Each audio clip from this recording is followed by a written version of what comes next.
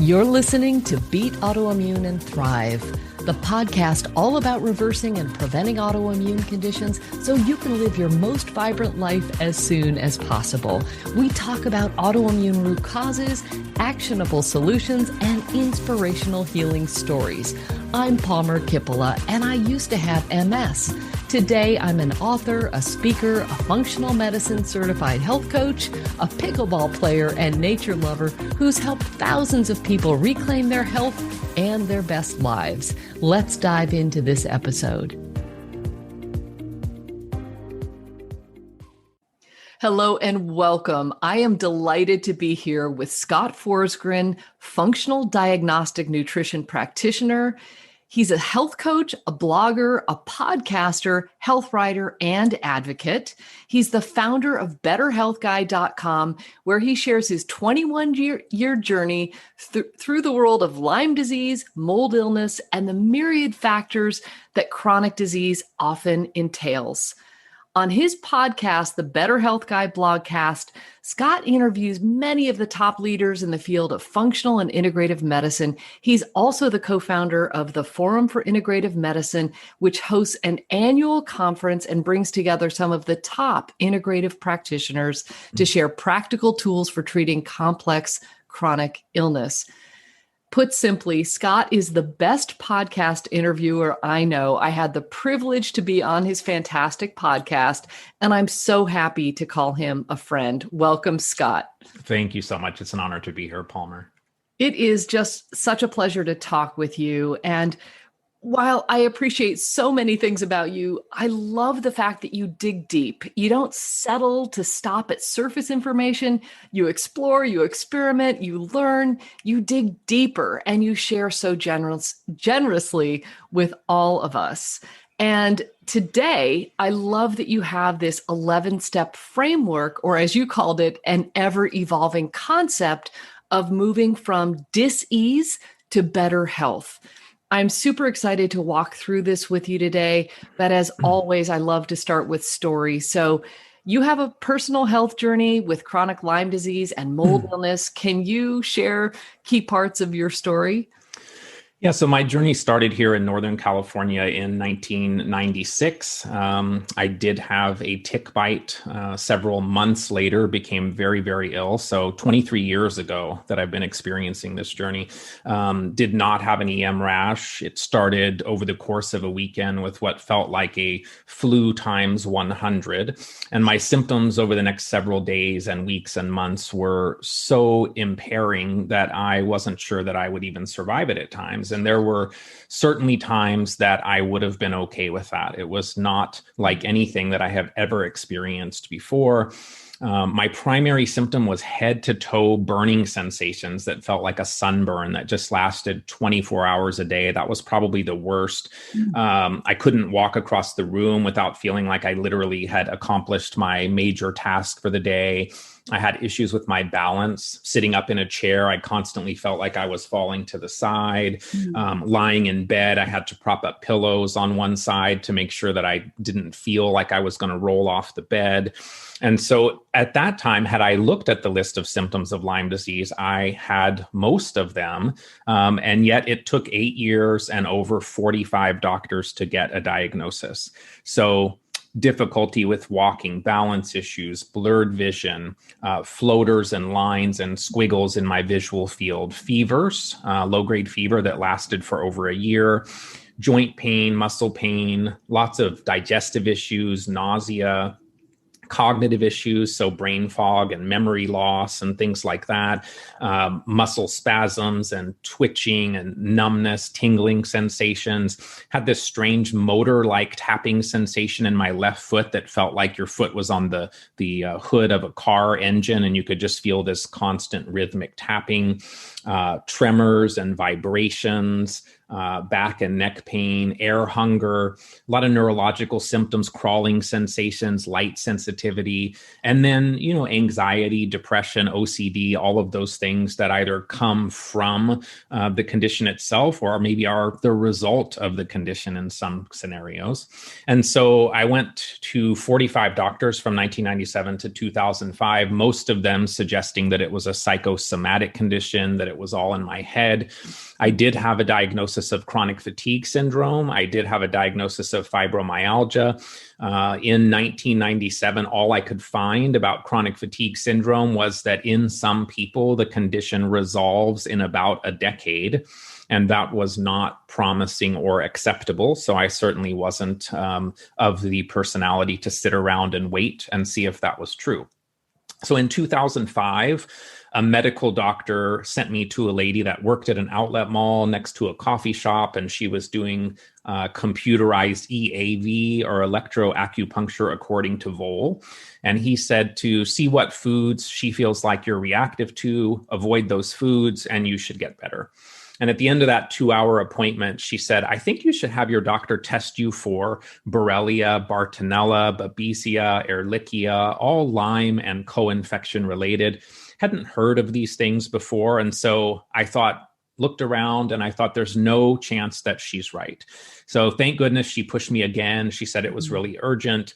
And over several rounds of blood tests, my medical doctor was able to confirm that, in fact, yes, she was right. And we had confirmation of all of those things that she picked up. So that really piqued my interest in the realm of energetic testing. It wasn't something that was easy for me to accept or understand. My background at the time was in high tech here in Silicon Valley, working with computers, being very logical.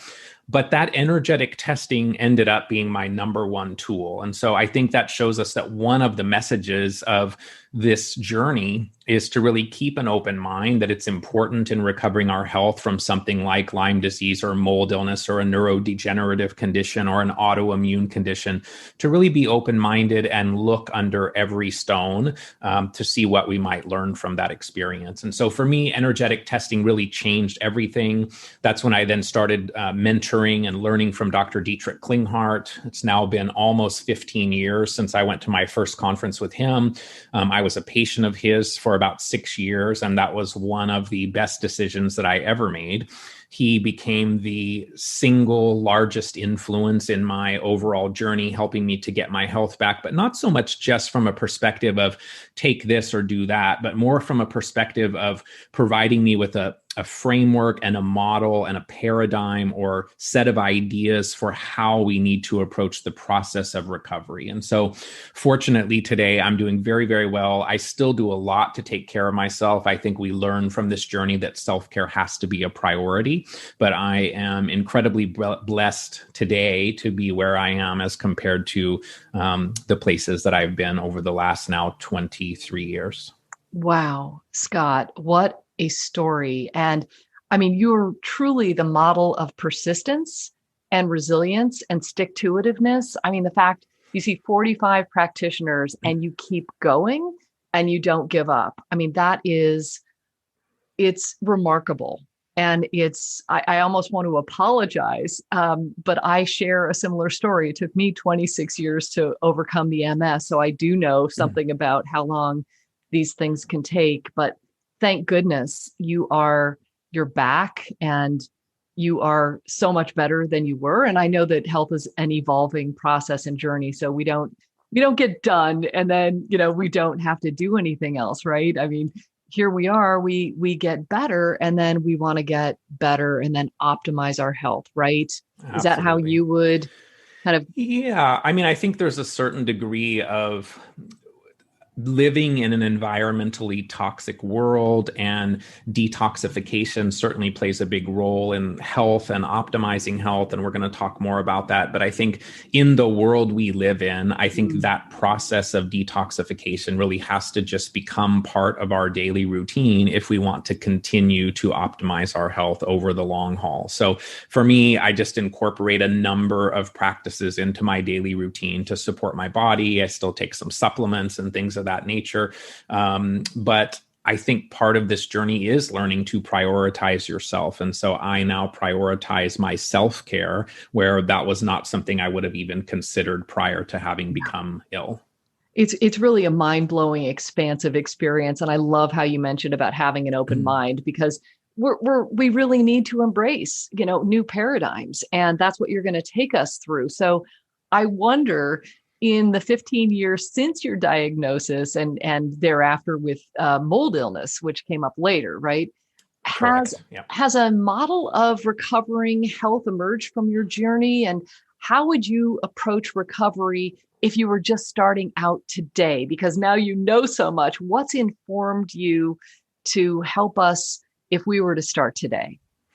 Yeah, so that's a good question. I would say first, I have to credit my current understanding of recovering health as something that's really emerged from some incredible mentors, Dr. Klinghardt, Dr. Neil Nathan, Simon Yu, Raj Patel. There's so many over the years that have guided me. And I really feel so incredibly blessed that the universe has connected me with these people. Sometimes it's a pinch me moment to think that I'm actually learning directly from these amazing people. And so, I think of a kind of generalized approach, and that's how I see it today. And we can go into each one of the steps throughout the rest of our conversation, but everyone's going to be a little different. Their priorities, the order that makes the most sense. So it's a kind of generalized framework. It's not a protocol. It's not something that people can necessarily take and go off and treat themselves. I don't advocate that. I think these conditions are complex, and you should have a healthcare practitioner on your team that's helping to guide you.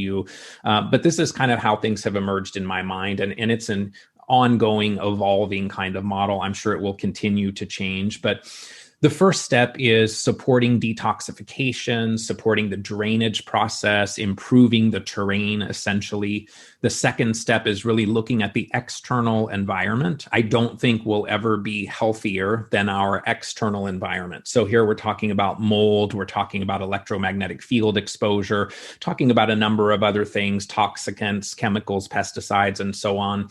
Step 3 is optimizing sleep, which has been one of the things I've been focused on for the last year and a half or so, and trying all kinds of things in that realm. I always slept very good until about a year and a half ago. And so I've been dialing that in with a number of different strategies. Step 4 is working on the mental and emotional contributors to our health situation. So that could be past traumas and conflicts. It could be the process of going through the illness itself, that we need to process a number of those things. Step 5 is retraining the limbic system, working with the vagus nerve, tonifying the parasympathetic nervous system. Step 6 is stabilizing mast cells, dealing with the reduction of inflammation, modulating the immune system. Step 7 is where we get into things like optimizing our hydration, our nutrition, our microbiome, gut health. Step 8 is a number of things that I consider more supportive. So looking at the mitochondria, looking at coagulation, adrenals, things like cryptopyrroluria. So I kind of group those together as things that often play a role and need to be explored. Step 9, which surprisingly for many people is quite late in this model, is addressing the microbial aspect of this. So looking at the viruses, the parasites, the SIBO, the dysbiosis, the fungal colonization, the yeast issues, Lyme and co-infections, then maybe getting into biofilm support in some people. Step 10 is looking at the potential dental contributors. That is one that clearly could come earlier in this process for some people, but I think you want to do a number of foundational things first, such that if you do have some dental surgical procedures that are required, for example, that you're really going to be able to handle those well and heal well and really get some lasting benefits. But that one could come earlier. And then step 11 is, after we've been through this whole process, what do we do to support regeneration and restoration? How do we kind of build the body back up? And so those are the 11 steps that at a very high level have kind of become the framework of how I currently think about this recovery process. Wow, I love how logical it is. And I can definitely see your mind at work in creating this framework. And I know that you're going to take us through this beautifully. So let's get started and dig into step 1, detoxification and drainage. So can you share what the difference is between those two things, why this is critical, and what makes this number one in your mind? Yeah, so in my experience, detoxification and drainage really is the most important aspect of any recovery protocol. We live in this soup of environmental toxicants that we have never experienced in our history. And so I personally don't believe that most of us would have a chronic illness, even if we had Lyme and co-infections, if we didn't have such a toxic burden. So this concept of the terrain then inviting in some of these microbial overgrowths. So in my mind, improving the terrain is the road back to optimal health. And so we can also think about the role of things like candida and parasites that are present in the body, that they may actually be there to serve us in some way, that they may be concentrating heavy metals to protect us from the damaging effects of these metals. And so in some ways, I think of detoxification as an indirect antimicrobial strategy. Over time, we're making the environment less hospitable to these microbes. And so I think one of the steps here that's often missed and is probably the most important is how do we reduce the incoming toxins as much as possible, or toxicants is probably more correctly the right word. And so personal care products and scented products, laundry products, making sure that we have pure air, pure water, good food. We really need to think about the potential of the toxins that we're introducing into the body from many different sources, even things like breast implants or metals that are being put into the body. All of those potentially contribute to our toxic burden. And so for me, detoxification is primarily about binders. Once we get toxins concentrated in the liver, we get those into the bile, the gallbladder, the small intestine. We then need to do something to grab on to those toxins to minimize the potential for enterohepatic recirculation. So the body tends to recycle most of that bile. And without those binders, the toxins get recycled as well. So that's what I think of more from a detoxification perspective.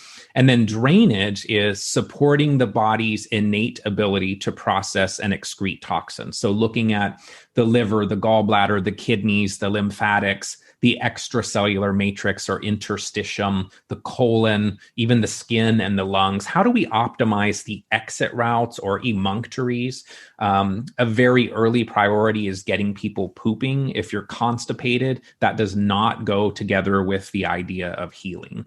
So we also need to think about the gallbladder. I mean, we talked about the binders a few minutes ago. But if we can optimize that bile flow, that's also going to help us to be able to get more benefit from these binders so that we can avoid the toxins potentially getting pushed back into the bloodstream, which can create a detoxification reaction or what looks like a Herxheimer reaction. So supporting bile certainly is critical in this process of detoxification and drainage. There's so many great tools. I mean, some of the companies that I like, Supreme Nutrition, the Takasumi Supreme is great. Microbe Formulas has a number of binders that I really like.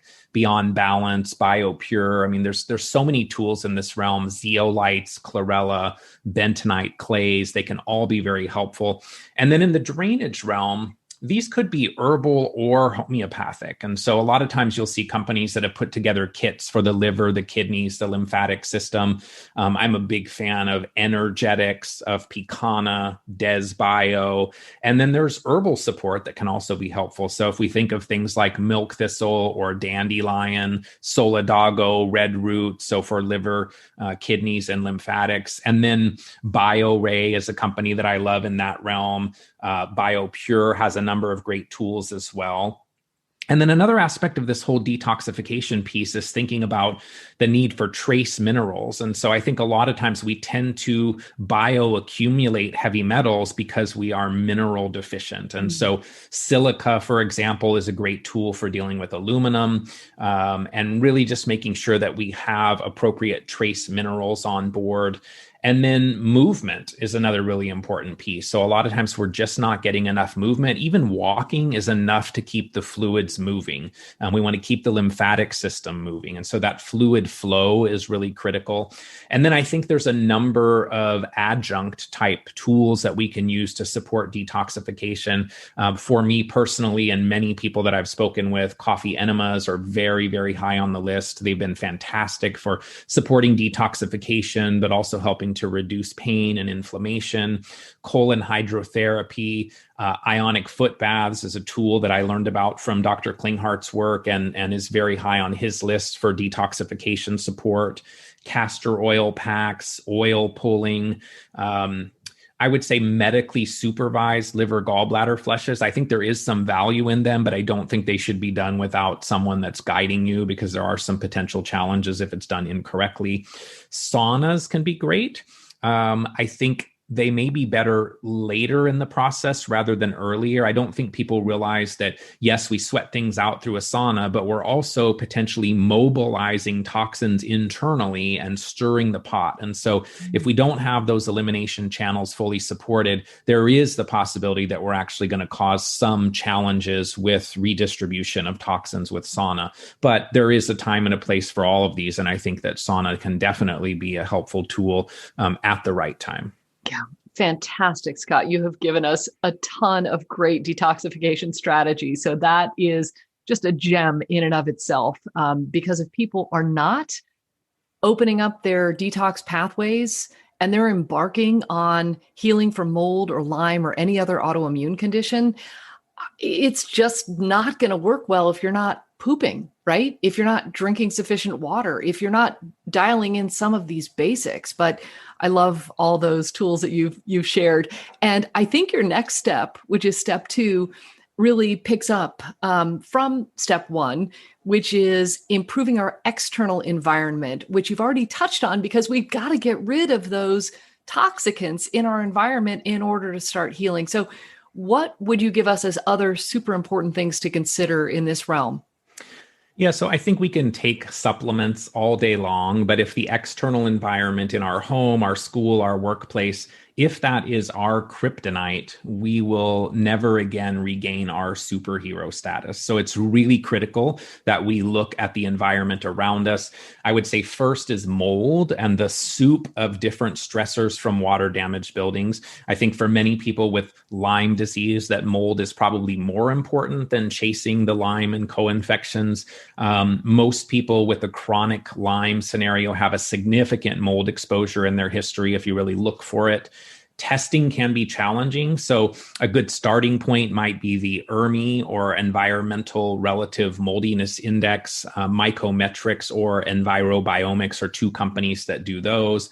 Immunolytics is a company that does mold plate testing. I like to do both of those together if someone's doing self-exploration. The ideal scenario would be that you hire an IEP or indoor environmental professional and have them come inspect. That may not always be the first step, or some people may not be able to financially take that leap until they see some indication that, oh, there is a problem here. So, the self-testing methods are not perfect, but they can oftentimes give us some good insights. And then I also like some of the urine mycotoxin testing through companies like Real Time Labs and Great Plains, the Mycotox, for looking at what's the potential burden of mycotoxins inside the body. And then once we identify the exposures, we can either remediate or we can find a new environment. And I would say, that process is not easy, but it is something that we have to do in order to move our health forward. And so I think this comes very, very early in the recovery process. If someone's treating Lyme disease and they have not confirmed that their environment is supportive of their health recovery, I think they're doing themselves a great disservice. So it's really, really critical. I urge people to explore the mold piece. Air filtration can be great. It's not a solution to the problem, though. The core source of the exposure, the water damaged materials often need to be removed. And so I think of mold much like a cancer, where you want to remove the tumor before you start chemotherapy, for example. And so eliminating the exposure, incorporating binders that we talked about. For mold specifically, there's some tools like Microbe Formulas has one called Biotox. There's Toxie's Bind from Beyond Balance. There's Takasumi Supreme that we talked about earlier. That can be a great tool as well. Cholestyramine, which is a pharmaceutical, can be very helpful for some people. I have observed that the natural options tend to work pretty well if the source of the exposure has been addressed, but cholestyramine might be needed if there is still an ongoing exposure. It doesn't mean that that's going to allow you to not fix that exposure, but I think some people do well with cholestyramine if they tolerate it. And then later, when we talk about microbes, some people might need to consider the idea of fungal or mold colonization. So if I'm breathing in all of these organisms from a water damaged building, might they colonize in the sinuses or in the gastrointestinal tract, where we essentially become our own mycotoxin production factory, regardless of how clean the environment might be at that point in time? I think that's a really critical part of this whole process to consider. And then once we rule out the mold exposure, a very significant roadblock to our recovery has been removed. I can't stress enough how important this is. So please, please, please don't miss this issue. It can save you years in terms of your struggle in recovering from whatever condition you might be experiencing. The next piece I would say that's critical and becoming more of an issue over the past few years is the electromagnetic radiation. The EMRs, EMFs in our environment seem to be just exponentially increasing. I do consider them a toxin that can really drain our vitality, can keep us in a sympathetic dominant mode at a cellular level, which then halts the detoxification capacity or detoxification process. So turning off our Wi-Fi, tossing out cordless phones, sleeping in a Faraday cage, which is something that I've done since 2006 and would absolutely do again. Thinking about electrical stress from the wiring in the walls, the dirty electricity, installing a demand switch to turn off the circuit breakers at night, something that I've also done. Using a body voltage meter in our sleep location and working to try and reduce that so that our body voltage is as low as possible to support our sleep and restoration. So reducing exposure to EMF, just another critical part of the whole recovery process.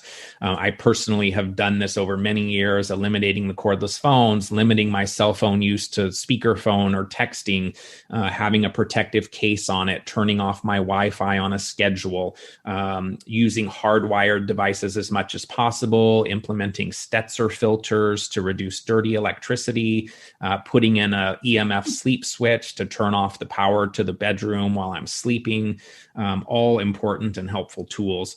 And one of the things that Dr. Klinghart's talked about that's really interesting is that he feels that EMFs lead to mold creating more mycotoxins, that they feel threatened and thus have to react by creating these defensive mycotoxins.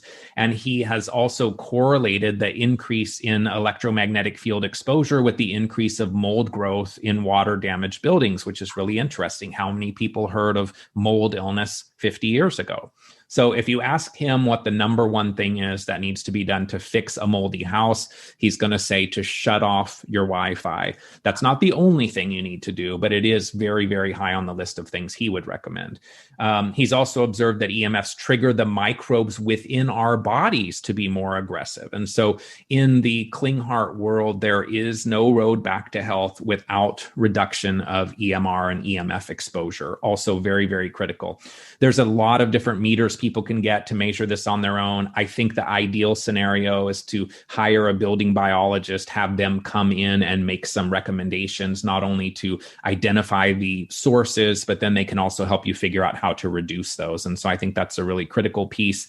The EMF sensitivity is also correlated to the levels of heavy metals in the body. So if we have more heavy metals, we act more as an antenna for these electromagnetic fields. So that's another reason why the detoxification piece comes first, because we want to start removing the heavy metals so that we're less electromagnetically hypersensitive over time. So that detoxification focus that we've already talked about is really over the long haul, another strategy for minimizing the effects of the EMFs in this world that we live in that we cannot necessarily always mitigate or reduce. Yeah. Scott, this is such fantastic information. And, it seems daunting. Seriously. I mean, people who are facing chronic illness and wanting to heal have this opportunity to listen to this information and do what you can in small steps. I mean, I just want to put this in here at this point because there's a lot to this. It's complicated, but you can do one small thing at a time. Just one small thing, and take that one action, maybe in the order that Scott has recommended. And maybe even shutting off your router at night is the first step there. So let's segue into nighttime and sleep and talk to us about this next step of why sleep is so important and what we can do to get better. I think there's an epidemic of sleep deprived people. I serve a community of people who are seeking to heal from autoimmune disorders. And this is near the top of the list of symptoms that they are struggling with. So what gems can you share with us about sleep? Yeah. So like I said, I mean, I never had a bad night's sleep in my entire life until about a year and a half ago. And so this is an area that I have been exploring a lot. I would say the electromagnetic field exposure in the Klinghardt realm is going to be the primary driver of insomnia. And one of the key reasons that people experience sleep challenges, there can certainly be others, but that's also why this comes after the EMF mitigation, trying to improve your sleep. If you're getting exposed to lots of EMFs is probably going to be more challenging. So some of the tools that I found, I mean, we obviously know about a lot of the supplements, the GABA and 5-HTP and Hinokiol and things of that nature. But some of the things that maybe we don't think about are what's the possibility that our blood sugar is going too low in the middle of the night and triggering a cortisol response to bring it back up. And so using a continuous glucose monitor can be really helpful to see what is your blood sugar doing in the nighttime. Using a weighted blanket can be helpful. Tools like Brain Tap, which really help to kind of calm the system and support the parasympathetic nervous system, have been helpful for a number of people dealing with sleep issues. I use a product from the UK called the Zeez Sleep Pebble. That's Zeez, that you put under your pillow, and it puts out the frequencies that really help to keep the brain in a calm, sleep supporting kind of mode. And then I've also done things like use an Oura ring to track my sleep on a regular basis. I have definitely seen improvements. I'm not quite to the place that I'm willing to stop working on this. I just started working with a new tool called the Apollo system, which is a band that you can wear on your wrist or your ankle that uses vibration to do a number of different things, including supporting sleep. And so I'm excited to look into that. And then one of the things that I did literally 4 or 5 days ago was inclined bed therapy. Which is to raise the head of the bed 6 inches so that you're sleeping at an angle, which helps then to support drainage of the lymphatics and a lot of the fluids that maybe build up when we're completely lying flat. Animals tend to do this, to sleep on an incline. And so it's only been a few days, but I've actually gotten a very good sleep score every night since I made that change. And so we'll see if that continues. Awesome. But I think that incline bed therapy is, a $10 thing that people can do that might have some very significant benefits to them. Yeah. So every bit of improvement we can get from a sleep perspective is just going to exponentially increase the rest of the things that we're putting into place to improve our overall health. Absolutely. I love it. Thank you for sharing that. I mean, even just getting a thicker pillow, right? I mean, you don't necessarily have to get a different bed to start with incline therapy. So no, actually, all you have to do is get, there's some risers that are very inexpensive on Amazon that the intent really is for them to be put under all 4 corners of the bed so that you can store things underneath. And so I didn't even get a new bed. I just got the risers and took 2 of them and put them under the 2 corners at the head of the bed so that there's now an angle on the mattress. So it's a very easy thing to do. Love it. These are simple hacks. All right. Now we're getting into not such a simple hack, but a super important one. And that's step 4, which is all about mental and emotional health. So tell us why this is such an important part of healing. I know it is. It is profoundly important. I always say that you can't supplement your way out of a bad diet, and you can't exercise your way out of buried emotional trauma. So talk to us about mental and emotional health. Yes. So I think many of us have had emotional traumas and conflicts that set the stage for the later development of our illness. I also think that so many people going through these kinds of Lyme or autoimmune diseases, that there's such invalidation by the medical community that our illness is more psychological, psychosomatic. And I think that creates an emotional trauma that's like a PTSD type of response. And so whether it came before or was the result of the illness, I think we still have to really explore it to maximize our outcomes. And so there is no question that we all have our emotional issues to work through. Accepting that does not mean that it's all in our head. So our mental, emotional health do play a role in the development of physical illnesses, but there's still a very physical component to these conditions. In the Lyme community, my observation has been that the pattern is type A overachiever perfectionists that many times, if you really are honest with yourself, don't feel that we are deserving of wellness. And so I used to muscle test myself. I'm willing to be well. Yes. I'm able to be well. Yes. I deserve to be well. I would get a no. And I was always shocked because, muscle testing yourself, sometimes you have that risk of getting the answers that you want. It's actually, there's an art to self-testing. But even testing myself, it took a long time before I was able to get yes to that question, I deserve to be well. Cultivating healthy relationships, eliminating toxic people from our lives, finding every avenue for experiencing joy, definitely important. We want to do everything we can to not identify with the illness. So even in the Lyme community, people oftentimes use the term limey. I don't identify with that, and I don't want to take on the identity of an illness. So it's part of us. It's not who we are. In Dr. Klinghart's 5-level of healing model, so he's got these 5 levels.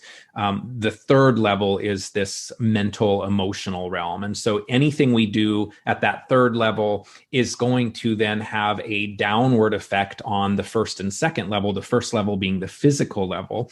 So a lot of times when we do work on these higher levels, the mental, emotional piece, for example, we can impact our physical body in ways that we will never achieve with just supplements, for example. So some of the tools in this realm that I've used and think are worth exploring, things like EMDR, which is an eye movement system, applied psychoneurobiology or psychokinesiology, which are systems that Dr. Klinghart developed. EFT is a helpful tool, a tapping system that many people benefit from, emotion code, lots of these tools out there. For people that are open to working in this realm, there's a great book that a good friend of mine, Amy B. Scher, wrote, and that's called How to Heal Yourself When No One Else Can. And it really goes through the kind of looking at how these emotions get trapped in our body, in our field, and giving very practical exercises and things that we can do to help release those from our field. And so it's a great book. I definitely urge people to explore it. Yeah, that's great. So many fantastic tools, Scott. Thank you for sharing all of those. Let's finish the first part of this interview with step 5, which I think is closely associated with step 4, but it takes it a little bit farther. So can you talk about retraining the limbic system and tonifying the vagus nerve and parasympathetic nervous system? Why is that important to healing from chronic illness? Yeah, so this is another one of the steps that could make sense elsewhere in this overall series, sometimes earlier, sometimes later.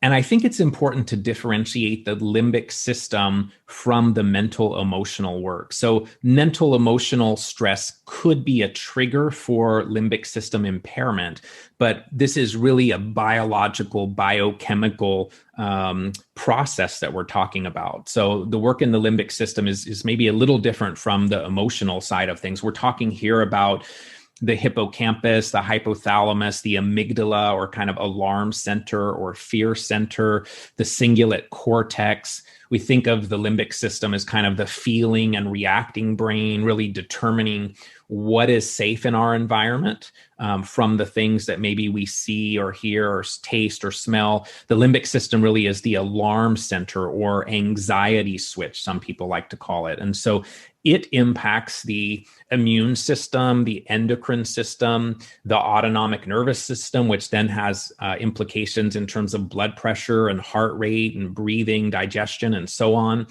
And so a number of different triggers can lead to limbic system impairment. This could be mold.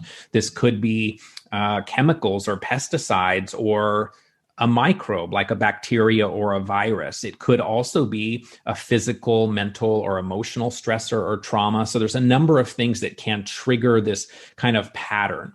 And if you think of a threat like mold or Lyme disease early on as a tiger, maybe the response that the body has was appropriate at that time. And so I would say for most people, DNRS, you want to do after your tiger has been addressed. There are some practitioners like Dr. Neil Nathan that say if you start it very early, it can help the really ultra sensitive patient to be able to open up the toolbox of other things they might be able to then take maybe from a supplement perspective. But to really get the lasting effects, you really want to address the tigers first. So if mold is an issue and you resolve it, and now maybe it's a kitten in your life, it's a smaller issue. But if your limbic system sees that kitten walking outside the window down the street and it goes, oh my gosh, the tiger is back, and has that same kind of a response, then that's a problem. And so what you're doing with tools like the dynamic neural retraining system is the one I'm most familiar with, is really recalibrating or rebooting that limbic system so that its perception of threat is more equivalent to the actual threat. So that's a really, really important piece of this whole process in my experience. That an inappropriate response of the limbic system can continue to negatively influence our immune system and our hormonal system and the autonomic nervous system, and that can itself create a lot of symptoms. So some people think of DNRS, like I said, as more of a mental, emotional tool. It really isn't. It can help in that realm, but it is a physical, biochemical response of the limbic system. And of all the tools that I've worked with, DNRS has been the one that I've seen the biggest shifts when people do it. The results have been amazing, but it does take an hour a day. It's not the thing that everybody's ready to do.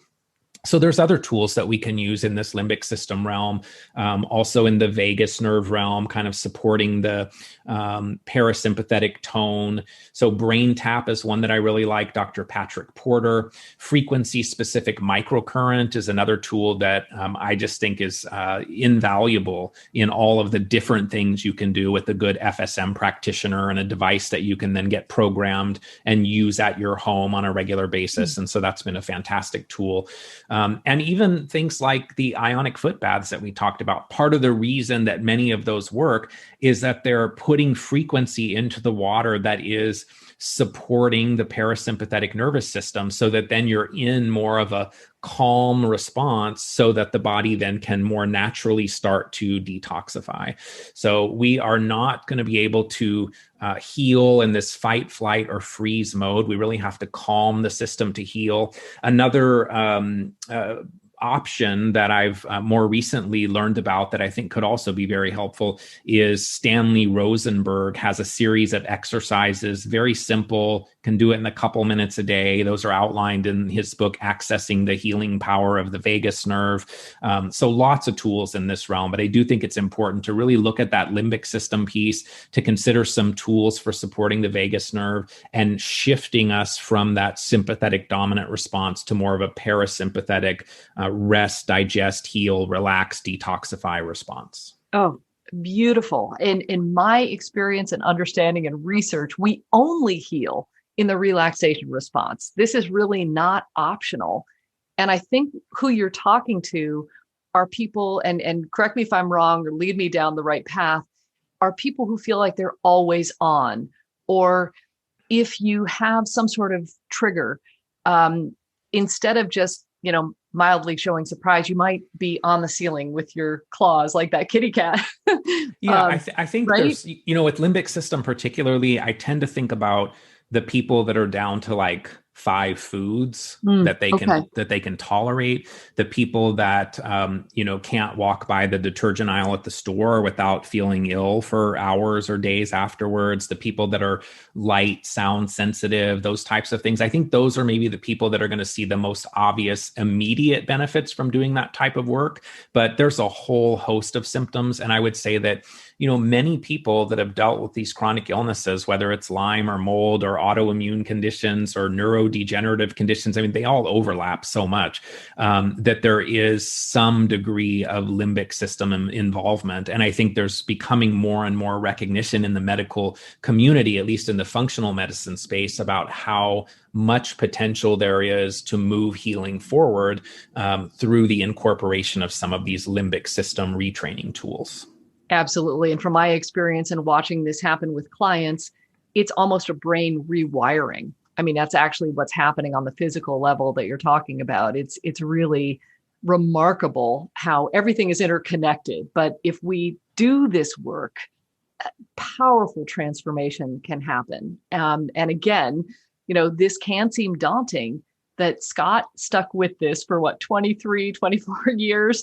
And, you have access to all of these tools and you do the work, and it's just incredible. You're so inspirational in all of this. But I also want to offer that, you're not going to do yourself a disservice by starting off slowly and doing one step at a time, because I think some people can feel overwhelmed and then not do anything at all.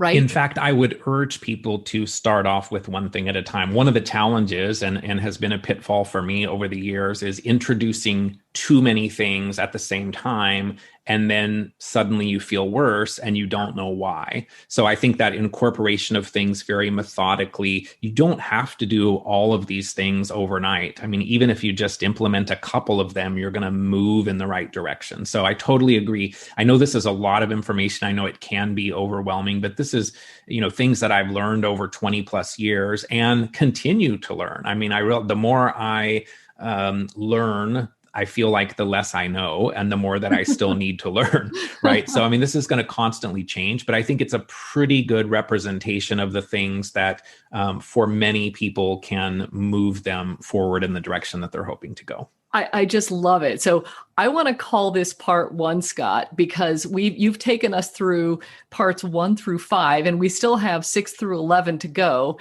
And I think this would be a perfect time to pause and say, thank you so much for joining me and for sharing this wealth of information. The fact that you have synthesized, I can't even say the word, all of this information. You have tried it, you've experimented, you've seen what works, what doesn't work. You do this with your own clients. You amass just the most brilliant brains on your podcast, and you're able to glean, like, really, what is the cutting edge of information and how can we best apply this in our own lives? And you are really emblematic of that. So I really look forward to part 2.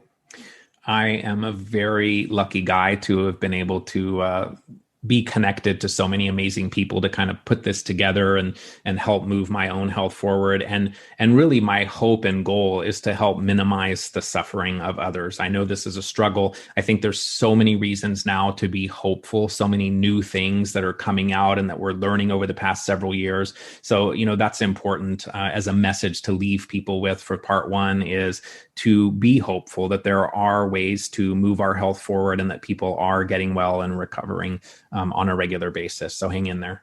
You are absolutely representation of the fact that hope is real, healing is possible. I'm standing here with 0 symptoms, 0 medications, completely recovered from MS. And I am here to say that this is not a spontaneous remission. This is putting in the hard work and digging deeply into root causes until we find ours, we remove them, and we do the work that Scott is guiding us through. So, Scott, thank you so much for this, and I'll look forward to part 2 really soon. Thanks so much, Palmer. And that's a wrap. Thanks so much for tuning in. If you enjoyed this episode, be sure to subscribe, share it with your friends and family, and if you feel inspired, please leave a quick review so other people can find it too. Now, if you want to beat autoimmune and thrive, make sure you sign up for my free video training at freeautoimmunetraining.com. That's freeautoimmunetraining.com, and watch the first video right away. Take good care. Bye for now.